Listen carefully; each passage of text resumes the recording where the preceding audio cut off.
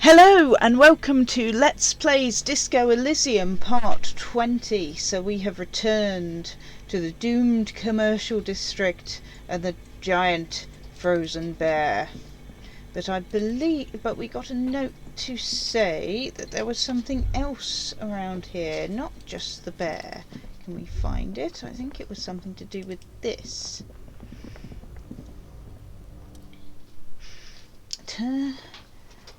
Try to crack open the lid. The orange machine is dead still. It has a hand-cranked ice cream churner and an electrical freezer.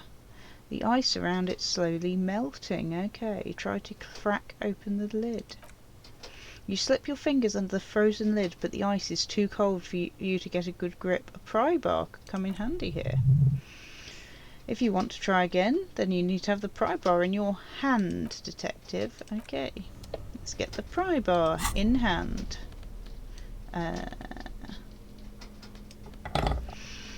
It's almost like it doesn't want me to collect all the bottles, isn't it? Ah! Pry bar not strong enough. What are we to do with that? So we're unlikely to succeed with this, because the pry bar is basically rubbish, but let's give it a go. Or should we try turning the ice cream crank first? I guess it can't do any harm, can it? Turning the crank feels oddly satisfying, like stirring your childhood dreams. In the distance you hear water dripping. It's all gone now. You never became a poet or an entrepreneur. And we still have the same absolutely awful chance of succeeding at this, but we'll give it a go anyway. Well, that wasn't a surprise. The ice squeaks beneath the pry bar. You think you've got the bar jammed in there pretty well, but the lid simply won't budge. What is this? You see the pry bar's metal handle bending right before your very eyes. That's a good pry bar. I'm not criticising it, but this ice cream maker is frozen shut. It takes an advanced tool to get it open. Advanced? Where do we get one? I have no idea, officer. This ice cream maker isn't important enough to requisition a special tool. Sooner or later you will stumble upon a tool mighty enough. Then we will know what's in the mysterious ice cream maker. Okay, so we want to keep our eyes out for a tool. I think this was, what, the power box or something? Only the red cable is plugged into the breaker box, while the black one lies neglected on the floor. Okay. The giant red cable. Can we see where the cables go? Black one's unplugged, red cable presumably goes to a big freezer.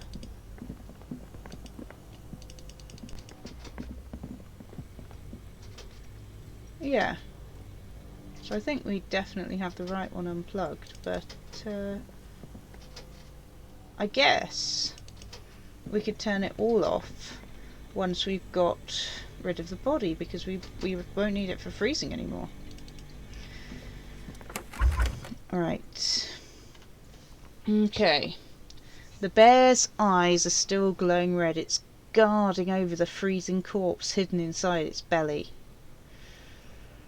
Right, so let's search the body one more time, thoroughly.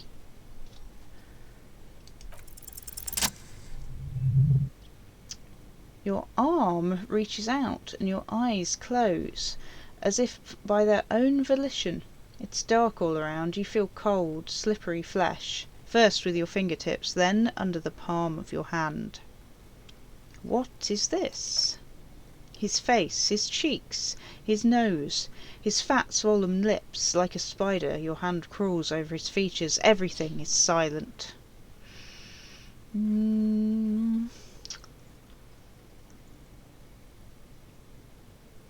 Squeeze his nose. Seems relatively harmless. You pick it between your fingers. The mass is even larger than your nose, very porous somehow, like it's about to pop. Keep crawling, lest you break it. Put your fingers in his mouth. The oral cavity is cold and moist. A ball-like tongue attaches itself to the base of the mouth, lolling around like a scallop. You're on the right track. Play with it. This feels right. The tongue moves freely in the cavity. The mucus of the mouth is slippery, delicate to touch. From the soft meat, teeth are budding, hard pearls of bone in the gums. And in the back of the mouth? Can you feel it? You're so close. Rip his jaws open now. Look in. Open your eyes and look. A vision of black and dark red death, pried open by your naked hands and studded with teeth. Looks like he's laughing. Death fumes rising from the throat, and there, in the back of the mouth, above the bell of the uvula, right in the soft palate, you see a hole, barely visible to the human eye. It is swollen shut, almost vanished, no larger than 0.4 centimeters in radius. The edges appear darkened. An abrasion collar. This is what we're after. Say, abrasion collar. Abrasion collar. The lieutenant looks in. Then a pen is in his hand. His notebook is open at the copy paper.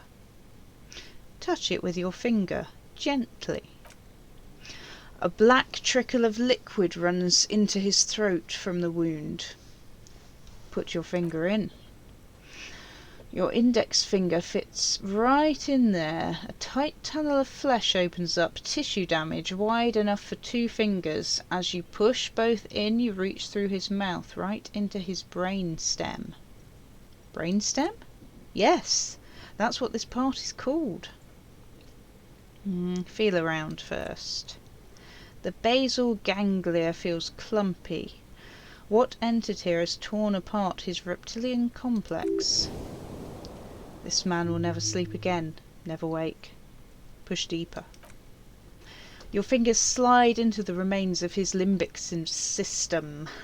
There is no resistance, it's gelatinous. The slug-like structures are damaged too. The tearing extends deep into both hemispheres. This is what he used to regulate his emotions with. The ululations of the limbic system have ended. All is quiet. There's a cavity cut right between the hemispheres. The lieutenant answers with the sound of his pen on paper. Push deeper. Your fingers are all the way in now, reaching towards the inside of his skull. The cavity goes further, but the entry wound isn't wide enough for the rest of your hand to follow. Wiggle in. Your fingers reach towards his skull. His cerebral cortex feels like jelly, cold jelly. Strange fluid streams down your wrist as you push deeper, until you feel it on the tip of your finger. Sharp, serrated material. The edges cut right into your skin. I feel a solid object right under the skull. Can you get to it? Kim asks. He searches his pockets for something. Inspect the skull first. There's a tiny crack, a protrusion in the cranium, right in the back of his head. Your finger must be pointing straight at it from the inside. The object that is in there stopped just short of the skull, in the encephalus, knocking this tiny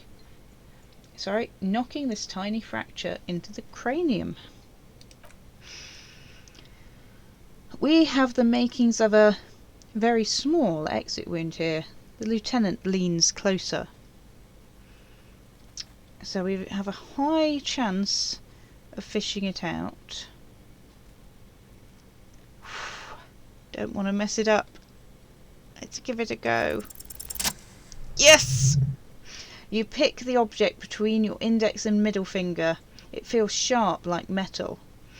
With your face twisting from pain and concentration, all you need to do is just slowly pull your fingers out. The inside of the head feels cold and smooth like a glove as you pull out, sweat dripping down your brow, careful not to lose the prize between your fingers. With a plop, your hand emerges from the mouth, covered in blood up to the wrist. Between your fingers, a small flower, a blossom made of lead. A bullet. The lieutenant puts a small bag marked evidence under it. Drop it in. The bullet falls in the bag, leaving a smattering of blood on the plastic. He raises the bag under his eyes and says, "Unknown caliber, rifled, some kind of brittle alloy, fractured on impact." Can I have it? Of course, you've earned it. The lieutenant drops the bag in your bloody hand. It feels light. He turns to his notebook. We need to add an item to the injury list. Injury 4. Oval entry wound with an abrasion collar, soft palate, back of mouth.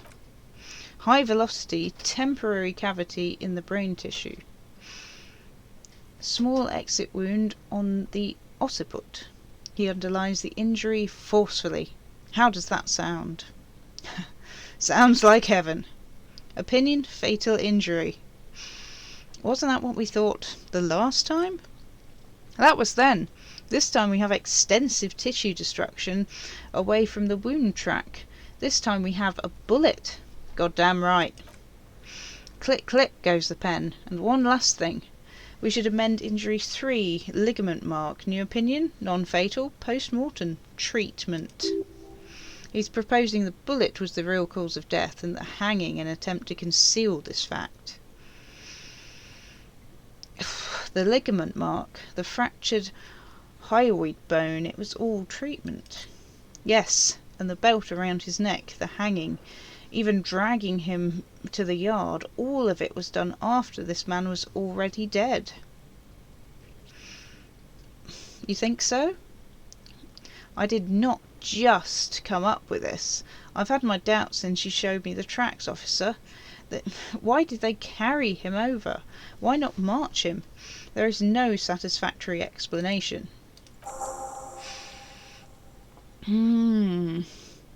There have been other signs too, small details. Everything is too neatly designed for us to assign probable cause here, as we did foolhardily. Well, no more. We almost fell for it, he thinks. Almost.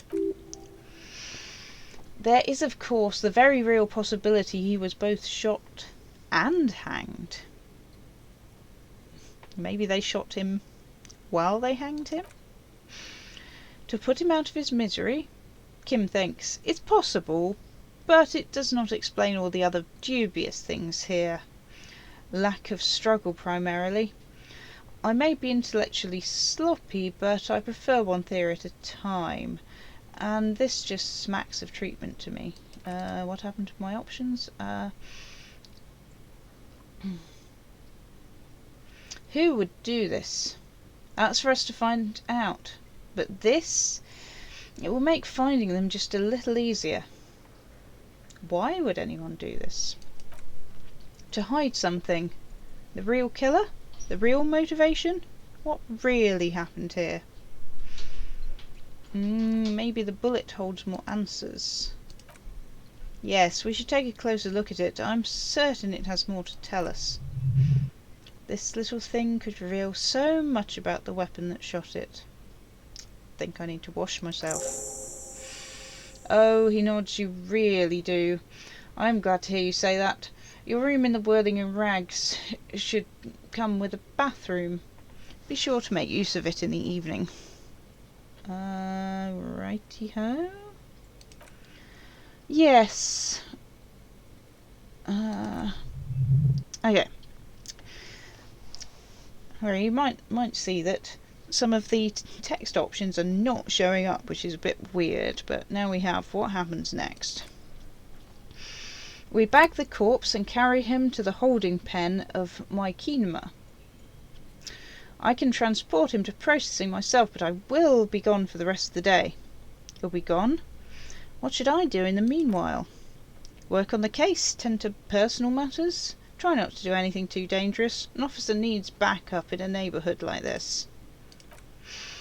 I'll leave that choice to you. And one more thing. He looks you in the eye. Great work, detective. The word lingers in the air of the yard. Far away dogs are barking. Further yet the sound of motor traffic. Detective. After you bag the corpse, Kim will leave the party until tomorrow morning. He can do side tasks or even the main case, but it might be more difficult. Plan his exit accordingly. Okay, let's bag him, Kim. Take him away. Oh, I could ask him to take him away. The only thing is, we need to meet that guy at 9, and it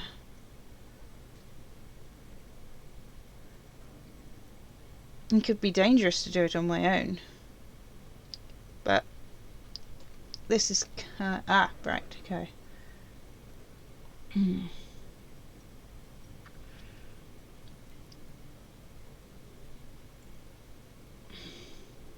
Okay, let's bag him, Kim. Take him away. Alright, he takes out a shiny black body bag and starts putting the plastic over the dead man's face. I will need a little help carrying him. You take the hands, I'll take the legs. Bag the corpse and drag it to the motor carriage. Right, so it looks like I'm gonna go and see this guy on my own. Is this super good idea?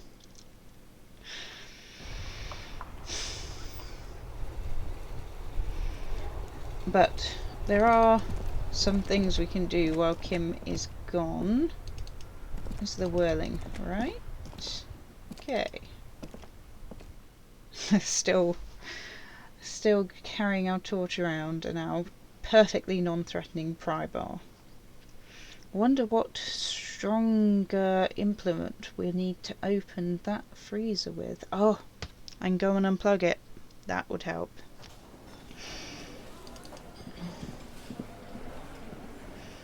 Right.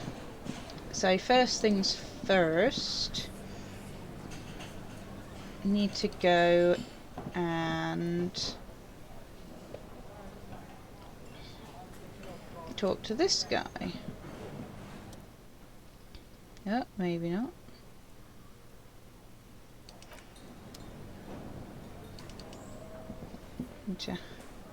Yeah, we need to use the kitchen to sort our boots out. This industrial gas-powered stove has been used to prepare food for many hungry hostel guests. There are several pots and pans on hand. Okay, check the cleaning supplies. There is a variety of soaps and bleaches in the cabinet to the left of the store, or even the stove. There is also a bottle of white vinegar in the cabinet next to the fridge. Excellent. It's bad with those boots. Don't be stingy now. The boots are really disgusting. Pour some dish soap and the bottle of white vinegar into the pot. The delicious smells of cheap soap and vinegar waft up from the pot. Alright now, chef. Light up the stove and boil them. Okay. Let's check out the cookware first, maybe. A commercial pot draws your attention. It's very large, gigantic even. It could be used to make enough stew to feed an entire city. And also to boil a putrid pair of death boots. Excellent. Far away in the darkness of a makeshift morgue behind Station 41's Lazarus, Dr. Nix Gottlieb cuts into the cold, dead feet of a murder victim. The veins are oddly black. He suspects a neurotoxin. Okay, add water and the boots to the pot and bring it all to a nice boil. The strong smell of vinegar forces you to step away from the pot. The water slowly comes to a boil. Wait. Strips of polymer fabric and human tissue separate from the lining of the boots. They float to the bubbling surface. Wait some more. The boots look cleaner and cleaner. Those bits of human flesh are beginning to look cooked. You can smell it too. Just like beef stew. Little more. That's it, chef. The boots are as clean as they're going to be. Steam, dense with the smell of strange meat, disappears into the vent above the stove. Dump the sock and flesh stew and examine my new boots. Item gained, Fairweather T5000 Greaves. We got a level. Ding ding. A pair of real beauties. The boots are shiny, hot, and reek of vinegar. Just perfect. Master Chef out. Oh, what's this up here? Have we seen this before? Okay, a little stash of money.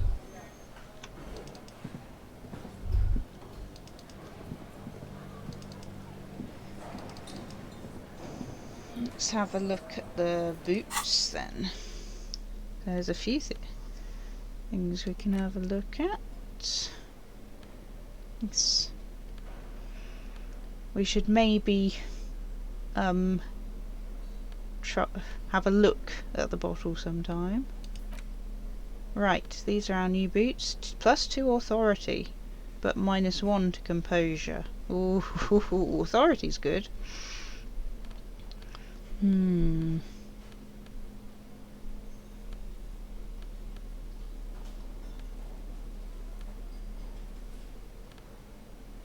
What we got at the moment? +1 to composure. Let's put them on.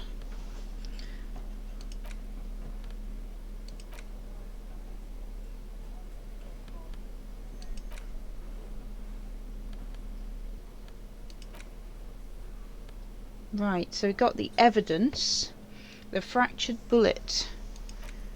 Let's have a look at it. I think that would be important. The bullet is safely sealed away in a plastic bag bearing the RCM stamp. Kim has filled out the label on the bag with the item number, case number, and date and location the bullet was found. Beside his orderly handwriting, the bullet looks especially sad, like a tiny shriveled head of cauliflower. What do I do with you, bullet?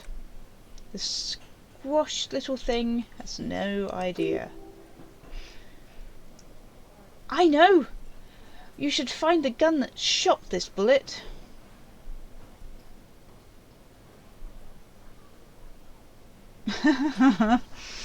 Find the gun that shot it, right.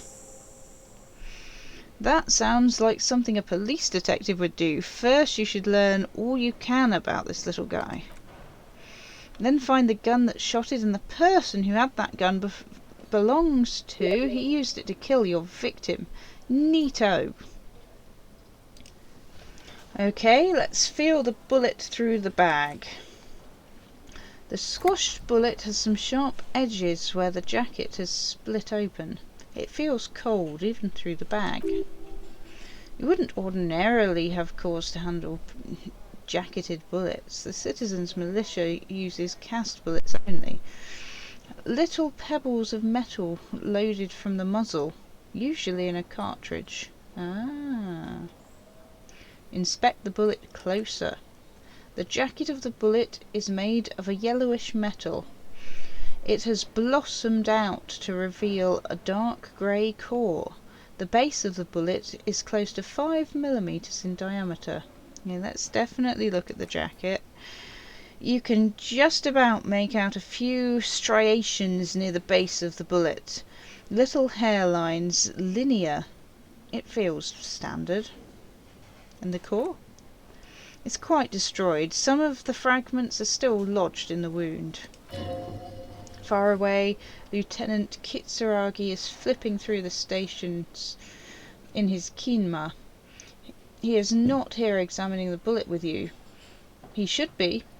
He would find this very intriguing. Mention it to him later when he's here. Okie doke.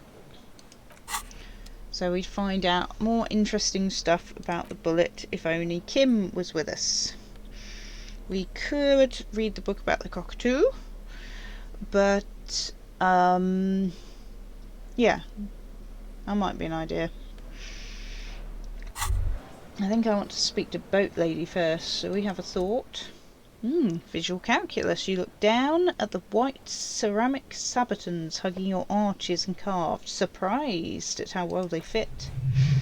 Your movements caused tiny little clinks, like dice rolling somewhere far away, as the plates reorient to your motions.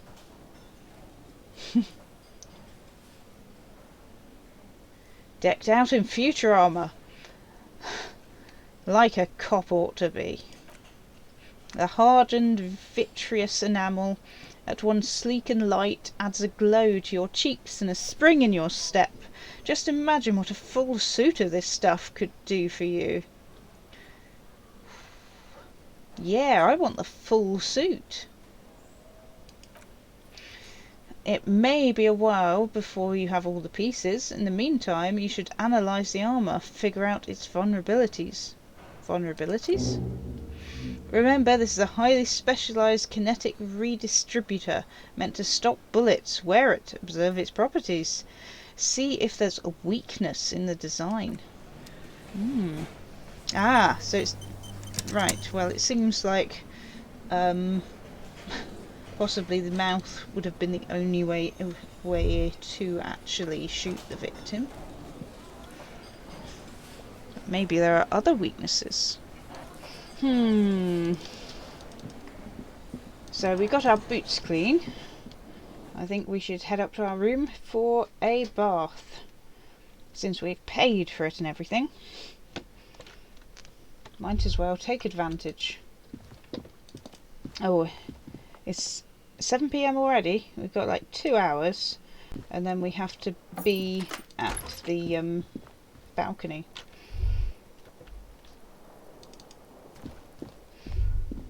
Ooh.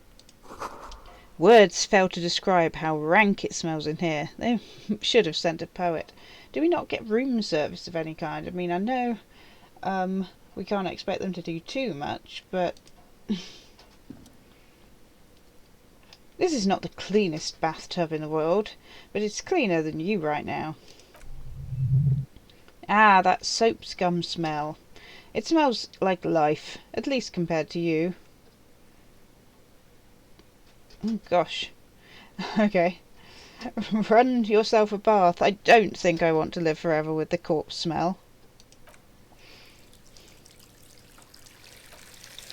Undress, close your eyes and submerge. The water is only lukewarm but still comforting, like an amniotic fluid. A few beer cans are bobbing up and down along your flanks like sad duckies. You feel nice and lonely, and so tired. Let's take the beer cans out, shall we? Now you are alone with your thoughts in the tub, but it's easier than being alone with your thoughts outside the tub. Let's imagine something. You see the corpse, you can still smell the cadaver on you. It's going to take more than one bath to get rid of that stench. Then, our house is along a narrow street, a video rental, darkness on the planet's curvature. Okay. Linger in the tub a little. Your fingers grow pale and are covered with tiny whirls as the water cools. Get out. The waterline recedes as you stand. You are cold now. Your clothes stick to your still moist skin.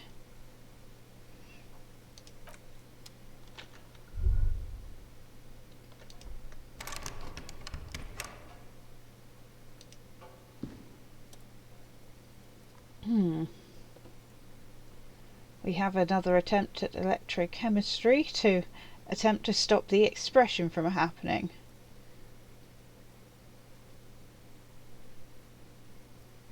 Let's give it a try, shall we? Although we can probably, whoops, we can probably kit ourselves up to be slightly better at that. Oh, we have electrochemistry gloves already. Let's go through. These don't help. Oh, that could help with the other check. Oh right, this helps.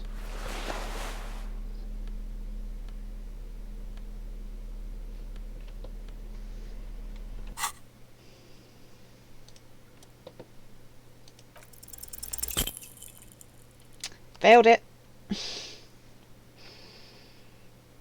Let's try to get the the chain cutters out. And try the other thing. Chain cutters? No, tools, chain cutters. Okie doke. Ah, we need interfacing to be a bit better.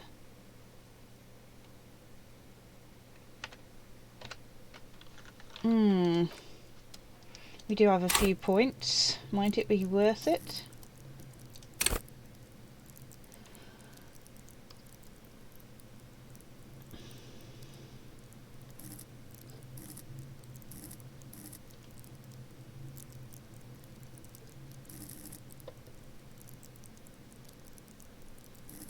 This is what we need to get the check. Okay. That should do it. So interfacing, right? Is there anything that helps us with interfacing? I got a feeling there is. This is, yeah, I think it was just that.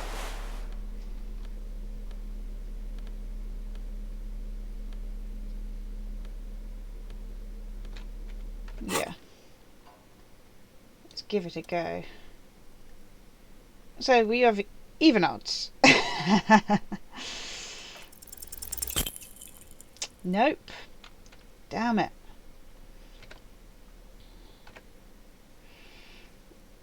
You don't even have to use interfacing that often.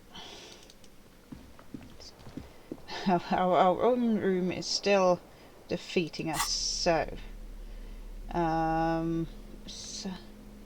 saddle fair, I think that's what we wanted, and we get nothing but negatives.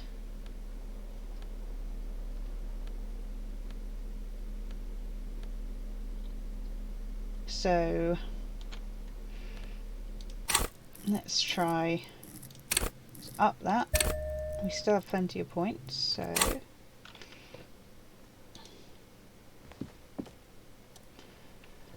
this fan has 2 chain pull switches. Well, we know all this already.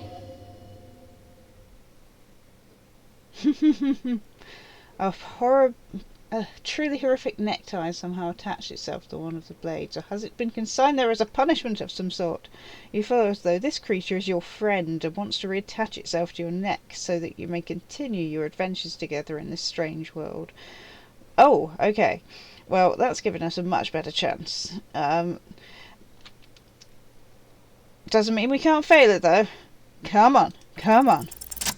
Yes, you swoop up and catch the tie. Snap! It's released from the blade. Warning, warning, the necktie is no longer contained.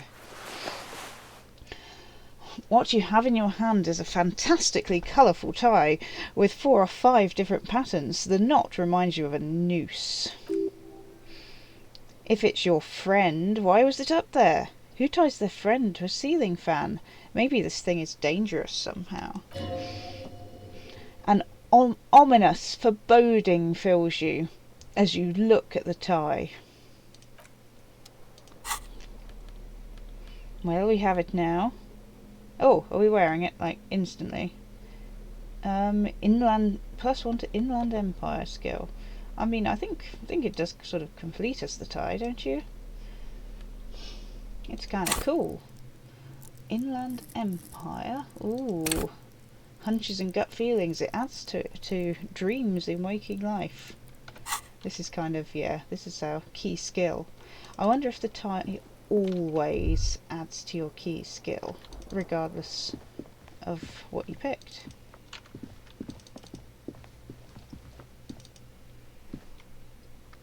I'm feeling a little more confident now.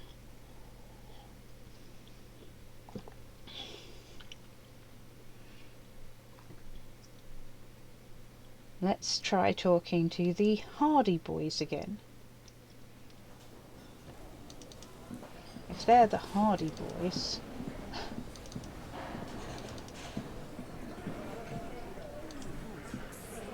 Looks like the circus left town, but the clowns are still here. Right, so we can try to establish authority. Our chances are even, but it's a white check, so we could try it again. Let's talk about the facts we've found out and see if that kind of increases our authority in their eyes. I found a bullet in the hanged man's head. A bullet, you say? He pats the back of his head. That's mighty curious. Truly curious. If you hanged him, how did it get there? He gives you an indulgent look. Well, there are so many bullets in the world and so many heads. He sighs deeply. I guess it's only logical. At some point one of them bullets had to end up in one of them heads. It's bound to happen again, you know. Alain taps on his right temple. Just statistically speaking, of course. Sire, it would be an event most dramatic if you were to produce the bullet and dangle it before their eyes. Okay. I'm going to ask you again. Why was this, show them the bullet, in the victim's head? Wow. The little man leans in to inspect the leaden blossom. He's got it in a real evidence bag and all. Why don't you go home and log it into evidence? These men have told you what happened, says Elizabeth. I think the hanging was a cover-up for the shooting. You know what I think, says Titus, raising his finger. I think he was shot in the head as a kid, and his brain grew around the bullet. Around the bullet, man. Elaine pinches the root of his nose. That's a good one. All the goofering around is to avoid lying. It's a technique. They're only pretending to enjoy this. Beneath the act, they don't like you knowing this. Okay, why did you guys shoot him? Shit. Glenn throws his head back. I probably did shoot him. I was drunk last night. You guys know me when I'm drunk. Yeah, Glenn likes to shoot his guns when he's drunk. The little guy looks you in the eye. Better hope he stays sober. I meant before he was hanged. Before? After? During? Elizabeth spreads her arms. This is getting ridiculous. They told you what happened. Stop wasting your time. Don't worry, I'll figure this out sooner or later. Never been worried in my life, Lawman. Titus Hardy crosses his hairy arms, having forgotten his beer for a moment. It's not like you blew it wide open, but there's a little crack in there somewhere. Ooh, hoo, hoo. We got a much better chance of establishing authority. Okay. I found 8 sets of footprints, but there is only 7 of you. Where is the 8th Hardy boy? What are you talking about, madman? There's no 8th Hardy boy. There's 7 of us, and we're all here. He sizes you up. Or what? You want to be the 8th Hardy boy? We ain't hiring. He shakes his head. Actually, boss, we've been talking and we think she could maybe... This person Glenn wants to hire. He really respects her. Shut the fuck up, Glenn, Titus roars. I do the talking here. Now what the fuck do you want, cop? It has to be good if he won't let you pursue it. Sorry, boss. You hear the blonde man almost whimper. Okay, we got a really good reaction there. Let's establish our authority. Yes! As you look around the room full of sweaty men, swearing, drinking, spitting out tobacco. Does this look familiar? Where have I seen this before? You believe the place was called Precinct 41. It was also filled with almost exclusively men sitting at their desks talking shit and wasting time. You see Apricot, old Pidgew's daughter? Asks Lieutenant McCoy. Uh-huh, replies Torson. The ass on that one. McCoy shakes his head in appreciation. A bit strange the old man named her Apricot, but I mean, who am I to judge? Wanna hit the kebab joint? I get it, Titus. You guys are the real authority around here. Huh? You must be. You're just like real cops, drinking beer and sitting around with your dicks in your hand. He leans in. You got a problem with beer now? Not quite there yet. Push on. No, I'm also a big fan of beer, and jerking off instead of helping people. You saying we don't help people? He puts his beer down. I've been doing this job for 10 years. Martinez was a dump before we put this outfit together. They don't know, man. They weren't here. He turns to you. We had 3 shootings a week, kids dead, fucking graffito everywhere. You cops haven't shown up since the 30s. Congratulations. All I see is you sitting around talking about Monica's titties while there's a rape victim. So what? What do you want from me? We took care of that fuck. He picks the beer back up. Don't let him drink that. One more push, quick. Just don't antagonize him. You have this already.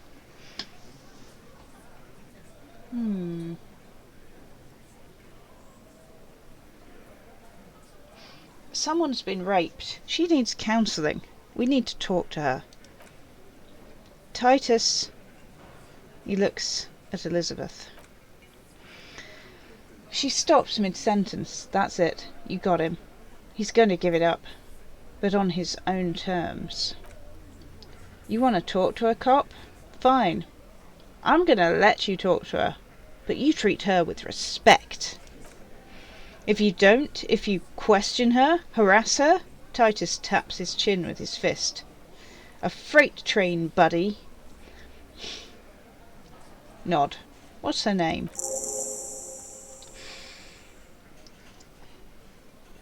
Klasja Amandu. She's staying here at the Whirling in Rags. A real pretty one. Silvery jumpsuit, blonde. Titus adjusts his cap. It's a Mandu with an OU. Shit. The girl upstairs? That can't be her. She knows you drank so hard you forgot you were a cop. Oh, it's her. It's definitely her. It's Miss Orange disco partner. Kalazja? Yeah, blonde. Tall blonde. 2 rooms over from yours. He nods upstairs. Oh gosh. Let's see if we can keep our composure. We might as well ask. It's not going to make anything worse. Miss Orange disco dancer?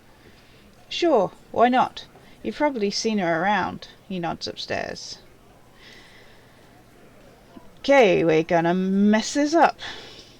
Try to keep your cool. We do not keep our cool.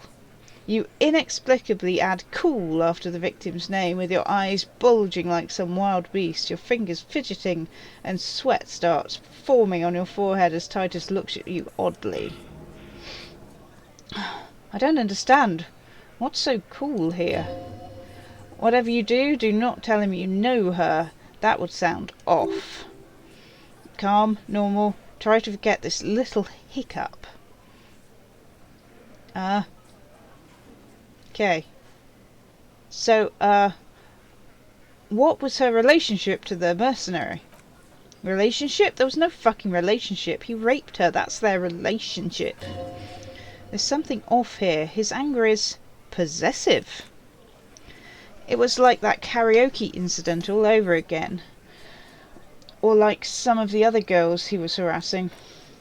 Okay, enough. All this is irrelevant to your stated investigation. So, the rape. When was that? He did it before we killed him. He's not going to do it again. He crushes his half-empty beer can. So what does it matter? We could establish a timeline. Alright. 2 weeks maybe? I don't know. I need another beer. He turns to Glenn. So, what is your relationship to her? I know her. He looks around and an uncommon silence fills the room. Okay. Cool. How well though?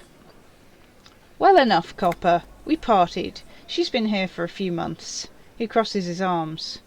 So she's not from around here. You mean Revicol? Nah. Our Miss Orange disco dancer is an immigrant or a drifter of some sort. Been staying here over the winter. Don't you give her any more trouble, the fat guy blurts out. She's just had some bad luck, that's all. Shut up, Angie. Glenn slaps his forehead. She doesn't need your help. Titus gives them both a look. They fall silent. What's with all the silences? It's like these guys don't know how to feel about this. You should keep picking at it.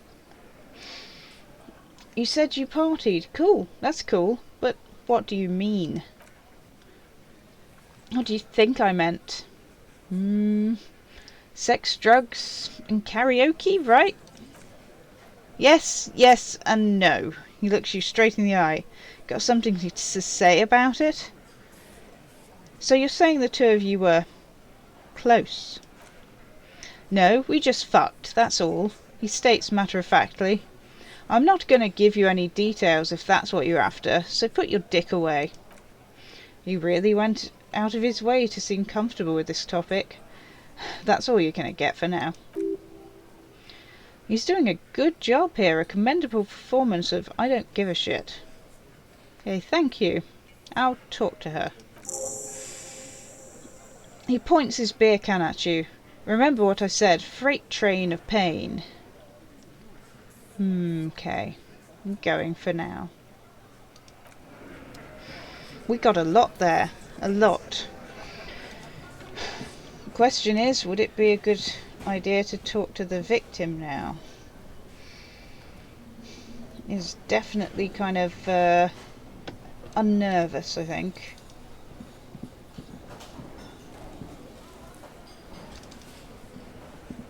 I think we need to do it with our partner with us. He'd give us a bit more, well, stability. And we're kind of doing enough without him anyhow. He certainly helps us. So I'm going to talk to the boat lady. Can't remember what her name was. Let's go and have a little word with her. Because there were a few things that she said I should come back later and talk to her about without Kim.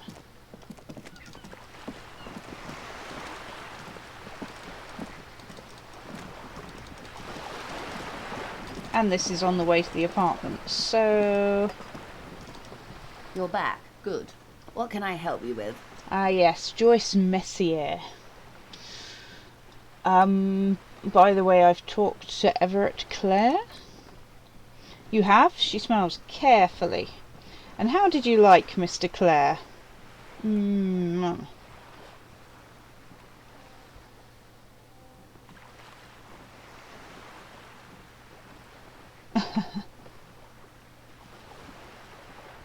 He's a bloated rainbow socialist. Oh, come on now. He has his uses. How else would he have stayed in power all these years? Or, wait, actually, she answers her own question. Corruption, that's how he's done it. Fantastic, worm-ridden corruption reaching into the bowels of the earth. She looks at the ground and nods. Of course, I don't expect you to share anything he told you with me.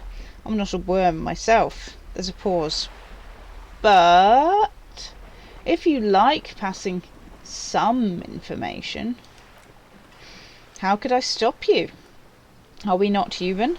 Are we not curious to hear another person's take? It's only natural. We would only be, she smiles, gossiping.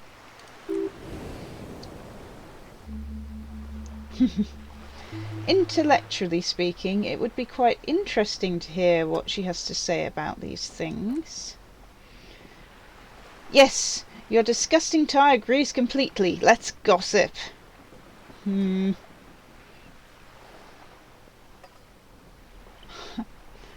Everett is helping me find my gun. Oh, her eyes become large and round. That's so helpful of him. So very, very helpful, she repeats. And how is he doing? Do you have any leads on that gun? Mr. Everett says it's almost ready to be found soon. Did he now? Her eyes narrow. Well then, it should be any day now. Unless of course he's lying to you. Anyway, was there anything else you've heard? I helped him turn up the heat on the borscht. Did you now? She's intrigued, if a little confused. What sort of borscht is he making? The cook makes it to keep the strikers drunk. Helps them strike. The strike brew, she nods. That's a classic, and by turn up the heat I presume you mean put more alcohol in it? Nope, you misunderstand. I turned the knob like this. Turn the heat down. Gesture. Beyond curious. I will choose to interpret that as you turning the alcohol in the strike brew down for the sake of our professional relationship. And because I don't like the idea of them any more drunk than they already are. She nods. What else? I think that's about it for that subject. Of course, detective. She simmers down. Should something come up later down the road, don't be afraid to drop in for a chat. Until then, is there anything I can help you with? Okay.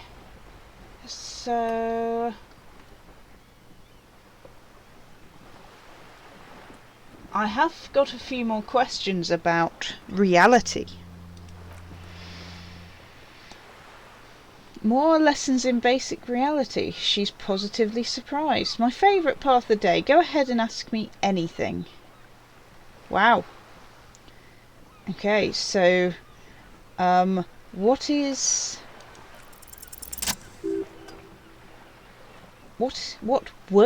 this? What is all of this? The scent, the sound, the air. What world? The fading pearls of her eyes look to the sea. The only one, I suppose. The world of matter and its pale antipode.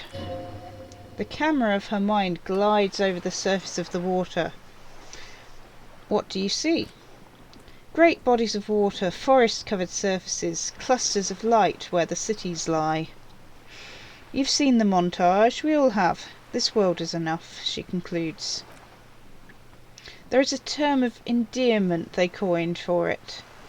In the DeLorean century, when humanity was high on this world, discovering more and more of it, these archipelagos included... what is it? Elysium.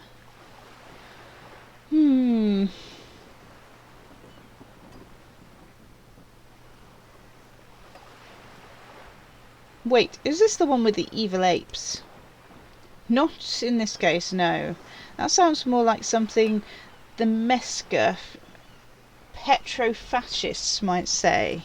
Her gaze wanders. The Confederate Republic of Mesk, the world's largest state by territory, is falling into an especially nihilistic strain of nationalism lately. Her eyes return to you. Is it enough to call us animals? Even animals aren't animals. What are animals then?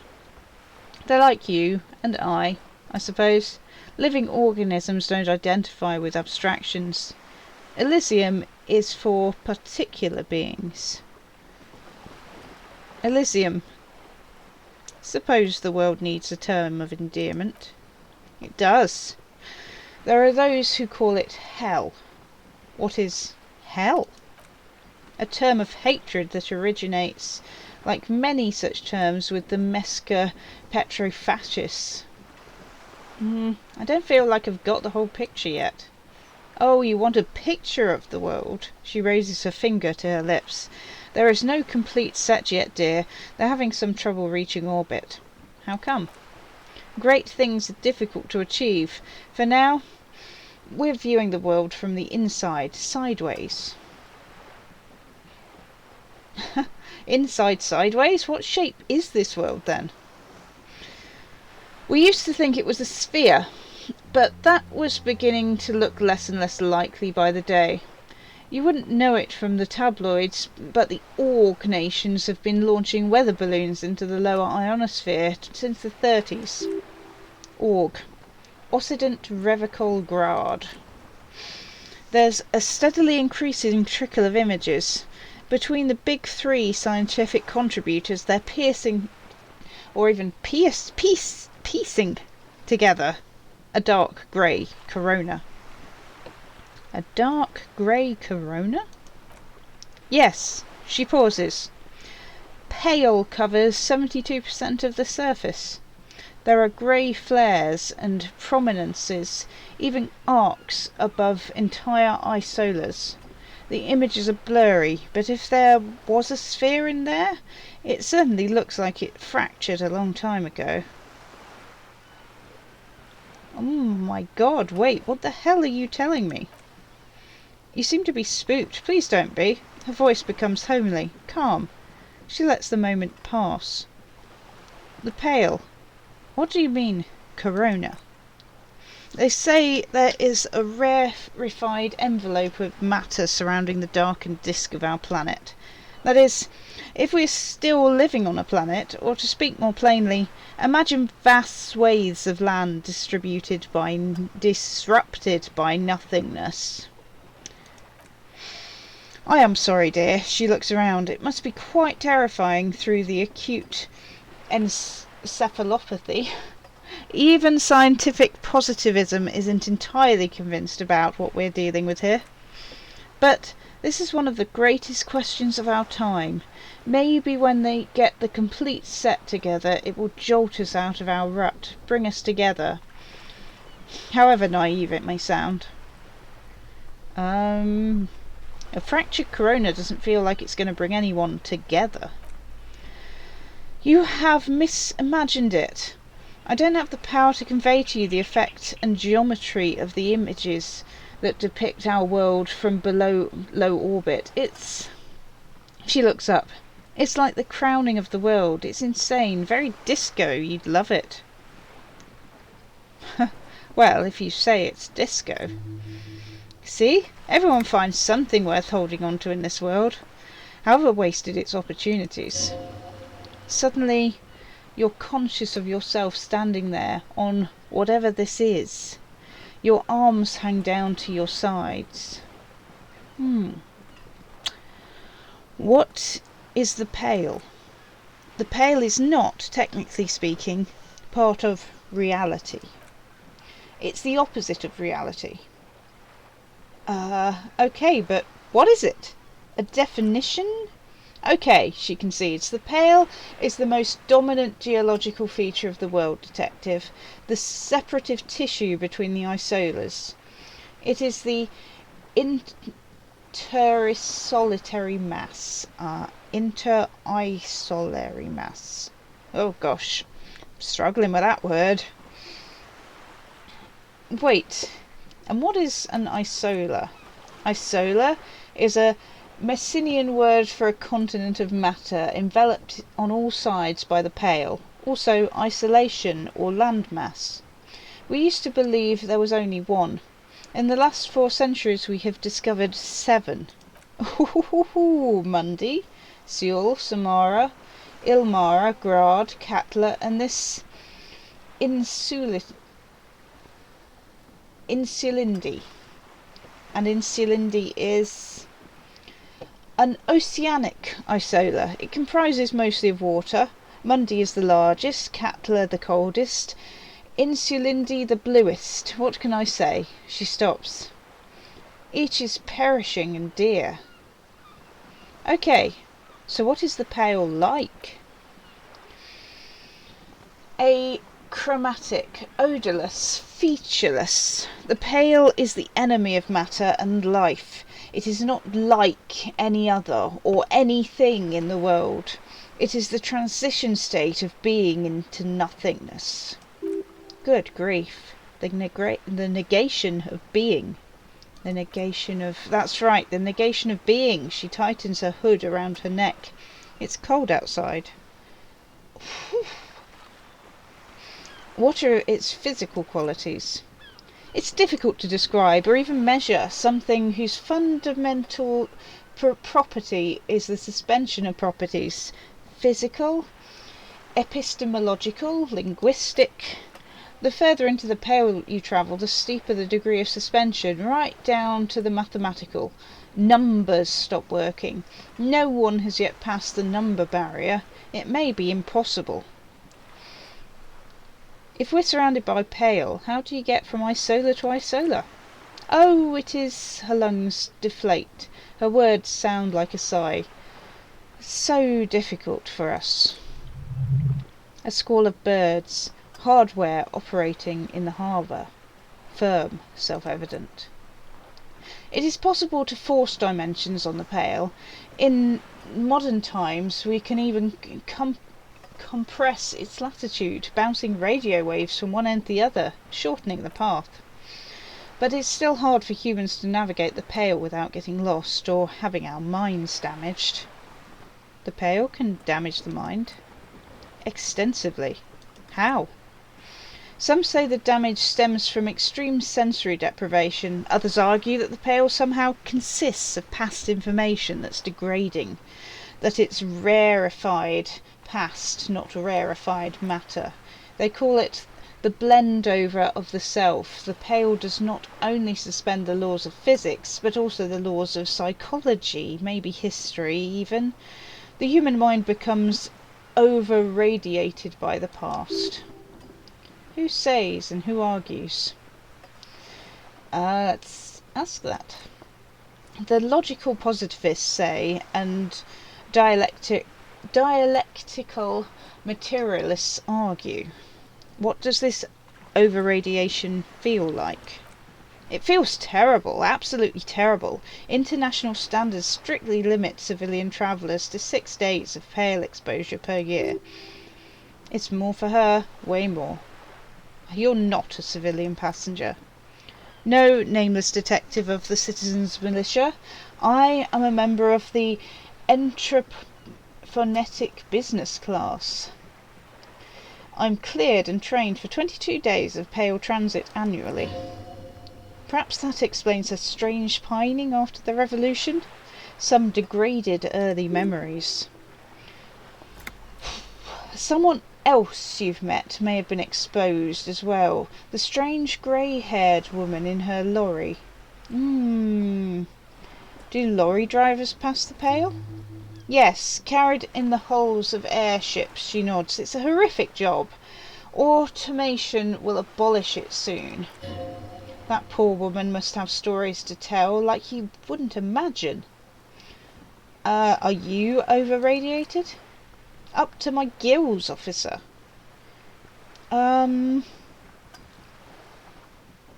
Okay, so what is entroponetic? Entroponetics, she corrects, is the scientific study of the pale, or the recent iteration of it, by way of Grad.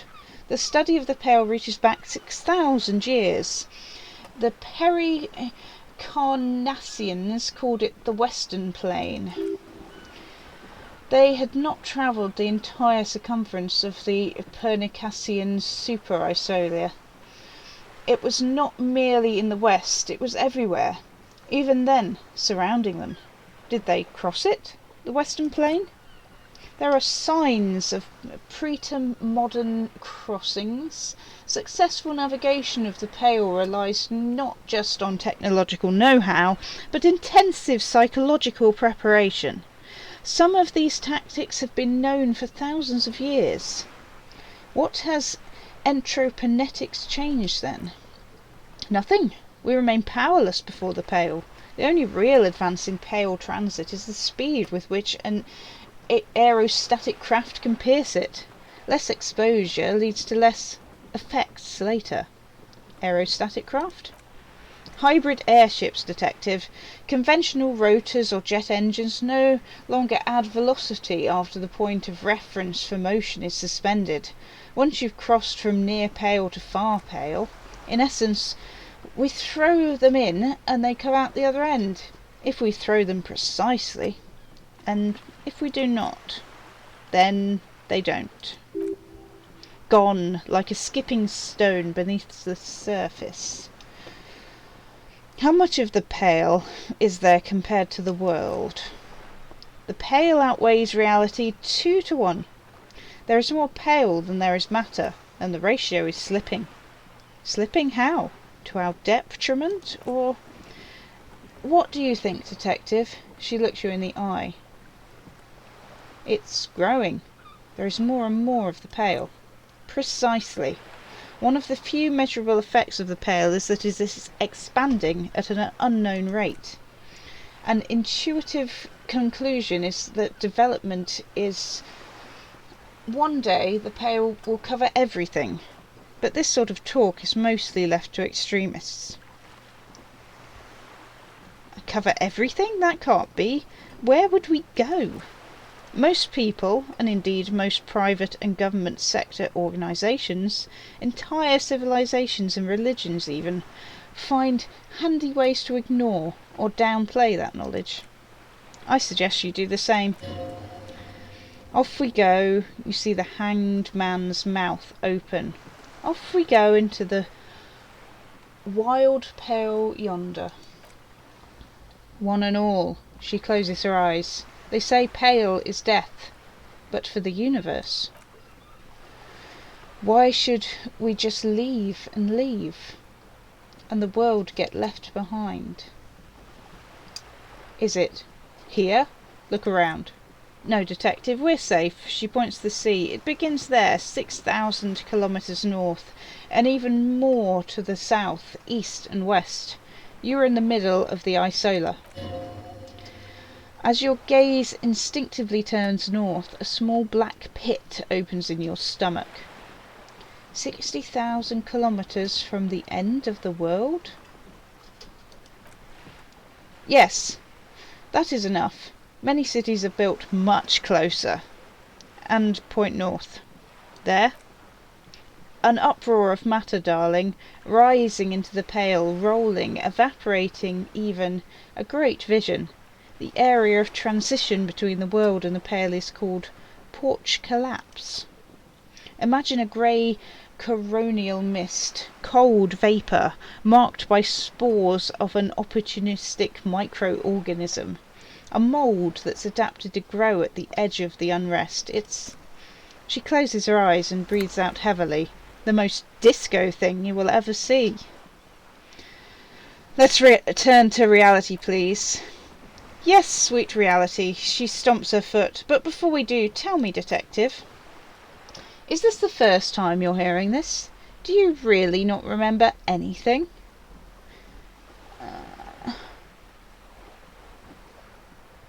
I sometimes sense vague shadows of a past, and it's not good.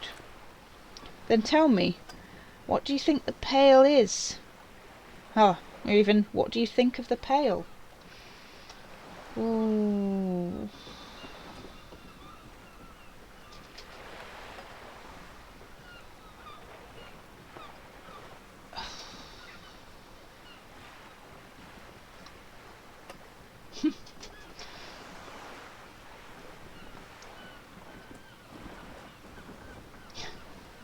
That we continue to persist at all is a testament to our faith in one another. Her eyes tense. Crow's feet radiate from them. She observes you. Your bloodshot eyes and swollen face. You really didn't know. This does not spell good for the investigation, detective. If you don't even know this, then... She stops mid-sentence. This investigation will be my masterpiece. The one they will remember me by. I promise. I hope so. I truly hope so. If I may suggest, hold on to your colleague Kitsuragi. I ran a check on him and he is very competent. In the meanwhile, some of that assurance is meant for herself, as much as it's meant for you. She must have a lot on the line here. You have me. I will assist you in any way I can. Even if we have to do it one basic term at a time. She gives you a slight bow. That's all for now. Glad to have been of assistance. Okay. My goodness, we got a lot of information there. The world is not how we thought. I wonder if we will venture into the Pale, or whether we've been there already. So, that's all for now. Thank you for watching. Please come back for next time, and don't forget to subscribe. So long! Thank you to my epic patrons who make videos like these possible. If you enjoyed this content and would like to see more, don't forget to subscribe.